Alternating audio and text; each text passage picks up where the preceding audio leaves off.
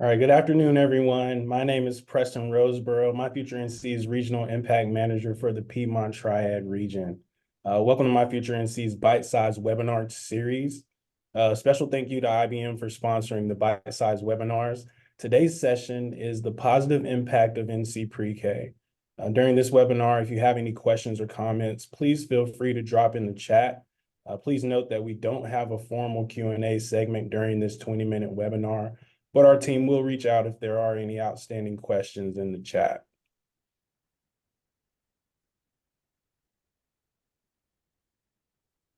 One of the data products My Future NC provides is our new 2024 attainment profiles. You can scan the QR code or use the link in the chat to go to our county data and resource page for the latest 2024 profiles. There you will see the county profiles, a 2-pager for each of the 100 counties in North Carolina, with local performance from PK through 12 and college access to workforce alignment. In addition, for the first time this year, we have developed a set of supplemental profiles in response to community needs.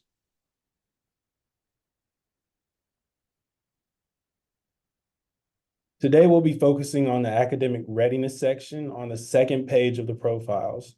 The state performance is shown here, and you can find your county or region's performance on the profiles page on our website. Currently, for the state, 53% of eligible 4-year-olds are enrolled in the NC Pre-K program.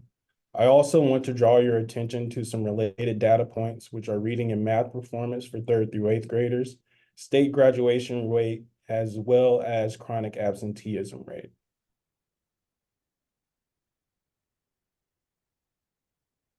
Joining me today is Ariel Ford from the NC Department of Health and Human Services, Child Development and Early Education, who will tell us about NC Pre-K requirements and funding. We'll also be hearing from Dr. Kenneth A. Dodge from Duke University on the positive impacts of NC Pre-K. Dr. Dodge, we'll go ahead and start with your slides. Yeah, thank you very much, Preston. Appreciate the chance to interact with you, and thank you to everybody for attending this important webinar. I have been fortunate to be involved in collaborating with the state of North Carolina for the last decade, evaluating both Smart Start program, but pertinent to today, North Carolina's Pre-K program, which of course started out known as More at 4. Let's go to the next slide. So as you all may well know, North Carolina's Pre-K program is really state funding. That's one way to think about it. That is allocated by the state legislature to a child aged 4 to attend a certified pre-kindergarten classroom. These are for classroom-based programs in different kinds of settings. In a sense, it is a slot.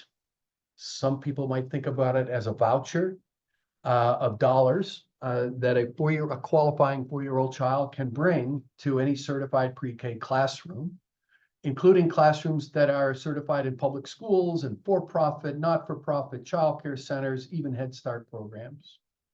The eligibility is based on family poverty status and other risk factors. And it's reasonably generous in that maybe 25% or even more of all of the 4-year-old children in the state of North Carolina qualify and can receive a funded slot. Now, what's curious and what is really important for our evaluation, this is not a randomized trial, but we want to be as rigorous as we possibly can in evaluating whether the funding makes a difference. Right? That's my question here. Well, it's curious that the funds by the state have been distributed in different amounts across the 100 counties of North Carolina in different years, right? And so in one year, a county might get a healthy number of dollars per 4-year-old child, and the next year they might get fewer, or the prior year they might get more, or they might get more per child than a different county. So we go to the next slide. You'll see I've graphed here, a brief picture. The blue bars, are how many counties out of the 100 received any funding at all for the pre-kindergarten program. And you'll see back in 2001, only about 35 counties, 37 counties or so were in that initial group that got any funding at all. And then it grew the next year, and ultimately all 100 counties are getting funds. But the amount of funds also varies, and that's the red line here, which is really the number of slots, right? That we put in $1,000 terms, graphed on the right there. And you can see it's gone up, but kind of haphazardly gone up. And so we took advantage of that and asked the question is, well, if a county got relatively more funding in a particular year than another county, or than that very same county, but in a different year, did it make a difference? In the long run, previously we've reported and shown that it has had a positive impact on children's, the population of children's third grade academic achievement test scores, and fifth grade scores. But today I want to address the question of, well, does it make a difference for high school on-time graduation? So let's go to the next slide. And so we're evaluating all of the children born in North Carolina, attending North Carolina public schools between 1988 and 2002, that is born in those years. And we followed them through the year 2021. So it's almost 1 million children. And we asked a very straightforward policymaker, taxpayers question. If we give higher levels of state funding to a county in a year, will that funding be associated with better outcomes, higher high school graduation rates for the full population of 4-year-olds in that county in that year? Now, note, we're not evaluating only those children who were privileged to get a slot, but all of the children in that county. And that's important because we know that children self-select into slots, and you'll hear in a little bit that not all of the children who are eligible even receive a slot. But this is a very rigorous question that really is the state funder, policymaker, taxpayer question. My last slide is the next one, which is that we find that the average amount of state funding for pre-kindergarten, which over this period of time was about $4,400 per slot, and 25% of the children got a slot. Quick arithmetic says that's about $1,100 of state funding per 4-year-old child living in that county in that year, compared to not receiving any state dollars at all. That average level of state funding increases the on-time graduation rate for the population of children in that county in that year by 6.8 percentage points. So on the left there in the light blue bar is those county years with no funding, and about 68% of the children in counties that got no funding in a year graduated from high school on time. Now, today the rate is higher, but this is over this period of time of births 20 years ago. Whereas those counties in the dark blue on the right that receive the average amount of funding, not the highest level, had a graduation rate closer to 75%. So the difference is 6.8 percentage points. That may seem modest. It's really quite a bit. And if we did a cost benefit analysis, we would show just how strikingly positive it is. I think this is one of the first studies nationwide to show the very long-term positive impacts of investing in pre-kindergarten, and it's very encouraging for the state. And obviously it leads to the conclusion and recommendation to continue to support North Carolina's high-quality pre-kindergarten program. And with that, I'll stop and turn it back to Preston and maybe to Ariel. Thank you, Dr. Dodge, for that tremendous insight. We will now pass it to Ariel Ford to share a little bit more information about NC Pre-K. Thank you so much. So Ariel Ford, Director for the Division of Child Development and Early Education. And I am a native North Carolinian, have worked in early childhood for a very long time. And so it is a gift and an honor to be presenting here today with you.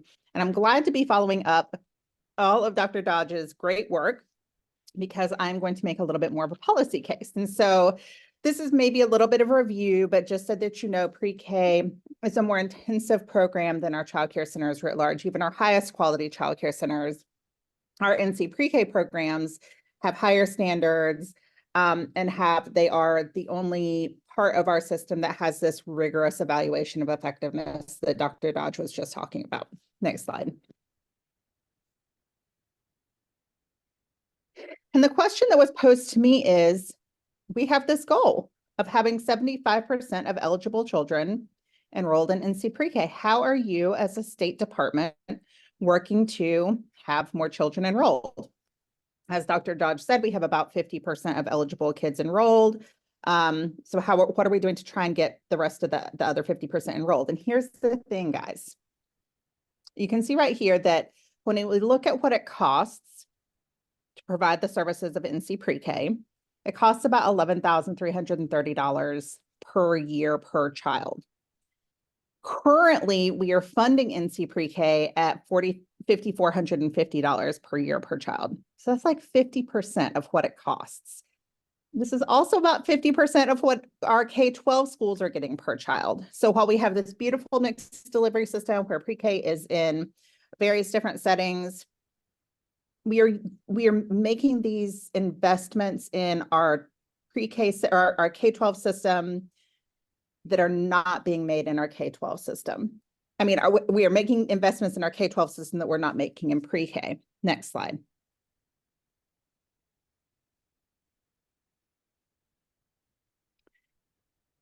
And so why is that? I can't answer that. Your legislators would be able to answer that. But what I do want to show is what this looks like over time. So from about a decade ago, when we look at 2011, 2012 through today, what we can see is that our early childhood system, and so now listen, this is pre-K, our Smart Start system, childcare subsidy, and early intervention all together. So this is not pre-K alone, but it's all of those additive pieces, including the Smart Start pieces that have been a part of Dr. Dodge's research. That's that bottom flat line, that green line at the bottom. The middle line, the dark blue line, is our higher education system. And the top line is our K-12 system. So we have seen a pretty steady increase in our K-12 funding. I'm not saying it's adequate at all. A moderate increase in our higher education funding, and actually a little bit of a loss in our early childhood funding. So we see these amazing gains. We see the most amazing return on investment for early childhood, the new research showing the graduation rates increasing. I mean, if there were any other intervention that would have that much impact on high school graduation, we would be shouting for the mountaintops. But here we are continuing to not invest in not only pre-K, but our early childhood system writ large. So I just think this is an important part for us to think about, that while we know the research is there, it's showing really significant impacts on our little ones. We know anecdotally that it's making a difference for families. I was just in Mitchell County, and they were talking about how some of their, especially young families who are in the pre-K program, they were seeing the parents interacting differently with the teachers and with their kids at the end of, at the end of the year versus the beginning of the year. We know this works, and we're not investing. Just plain as day, we're just not investing. Next slide. Oh, sorry, go back. So I only had like 5 minutes. So what I really wanted to impress upon you was pre-K works. It's worked for 20 years. We continue to hold people to very high standards, but what we aren't holding our state to is the funding required to support existing classrooms and the children to come. So we have a real opportunity right here and right now to make a difference in our state in not only third grade reading, not only sixth grade math, not only high school, but in the future of our state, the future of our state economy, and the ongoing support for families that really need the kinds of interventions that NC Pre-K provides. So I hope that helps you thinking a little bit about it is not our desire to expand. It is not our want to see these programs in our across all 100 counties. What it is that we have such a funding deficit that programs are not able to take up NC pre-K. If I were a business person and was asked to, run a program at a 50% loss, that's not something that most businesses can do. So my ask to this group would be to think about how you are engaging with your state and local officials and sharing the good news of NC pre-K, how it is impacting children across the state, what it can do for our whole state economy, and how we can all make sure that the children of today and the future have the resources needed to take advantage of this great program.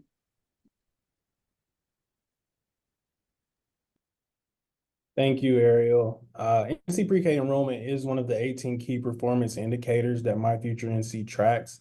Achieving the goal of 2 million by 2030 is tightly related to NC Pre-K enrollment. We don't want to focus only on reaching that number of 2 million, but rather on ensuring children in North Carolina have a strong educational foundation that prepares them for their K-12 years and beyond. It's important to remember the state's educational attainment goal was set to make sure our state's economy remains competitive now and into the future.